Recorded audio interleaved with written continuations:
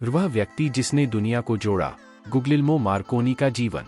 25 अप्रैल 1874 को इटली के बोलोग्ना में जन्मे गुग्लिल्मो मार्कोनी एक इतालवी आविष्कारक और इलेक्ट्रिकल इंजीनियर थे, जिन्हें व्यापक रूप से वायरलेस संचार के जनक के रूप में जाना जाता है।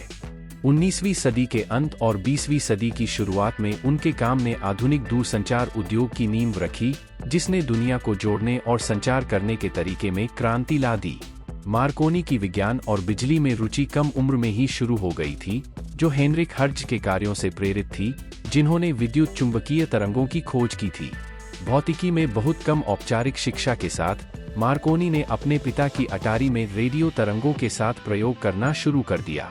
1895 तक कई परीक्षणों और त्रुटियों के बाद मार्कोनी 1.5 मील की दूरी पर सिग्नल भेजने में सफल रहे।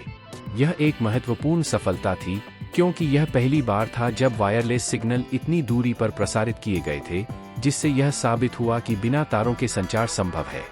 1896 में मार्कोनी अपने आविष्कार के लिए समर्थन प्राप्त करने के लिए इंग्लैंड चले गए। उन्होंने ब्रिटिश समुद्री उद्योग के लिए वायरलेस संचार की क्षमता को पहचाना। लंदन में उन्होंने विद्युत आवेगों और संकेतों को प्रसारित करने में सुधार के लिए अपना पहला पेटेंट दायर किया और इसके तुरंत बाद वायरलेस टेलीग्राफ और सिग्नल कंपनी की स्थापना की। मार्कोनी की कंपनी बाद में रेडियो और वायरलेस तकनीक के विकास में अग्रणी मार्कोनी कंपनी बन गई।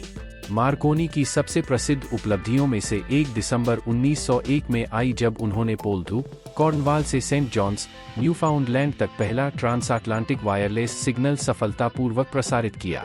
इस घटना ने संचार में एक नए युग की शुरुआत की, क्योंकि इसने भौतिक तारों की आवश्यकता के बिना विशाल दूरी पर संदेश भेजने की क्षमता का प्रदर्शन किया। यह एक महत्वपूर्ण क्षण था, जिसने लंबी दूरी के संचार के लिए रेडियो तरंगों के व्यावहारिक उपयोग को साबित किया। मार्कोनी के नवाचार चुनौतियों से रहित नहीं थे। उन्हें वैज्ञानिक समुदाय से संदेह, पेटेंट अधिकारों पर कानूनी लड़ाई और समान तकनीकों पर काम करने वाले अन्य आविष्कारकों से प्रतिस्पर्धा का सामना करना पड़ा। इन बाधाओं के बावजूद मार्कोनी ने अपने वायरलेस सिस्टम को परिष्कृत और विस्तारित करना जारी रखा।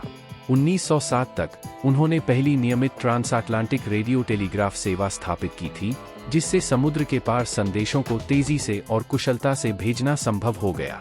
विज्ञान और प्रौद्योगिकी में उनके योगदान के सम्मान में मार्कोनी को 1909 में भौतिकी में नोबेल पुरस्कार से सम्मानित किया गया, जिसे उन्होंने कार्ल फर्डिनेंड ब्राउन के साथ साझा किया, जो एक जर्मन भौतिक विज्ञानी थे जिन्होंने मार्कोनी की प्रणाली में महत्वपूर्ण सुधार किए थे।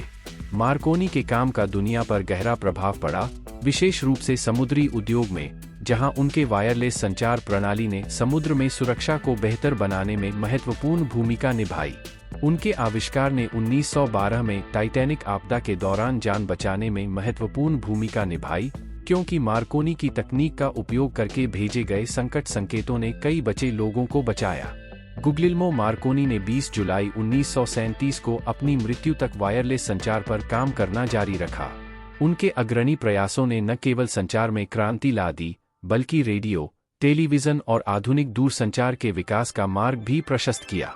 आज मार्कोनी को एक दूरदर्शी व्यक्ति के रूप में याद किया जाता है, जिनके कार्य ने दुनिया को छोटा करने में मदद की तथा वायरलेस प्रौद्योगिकी की शक्ति के माध्यम से लोगों को एक दूसरे के करीब लाने में मदद की।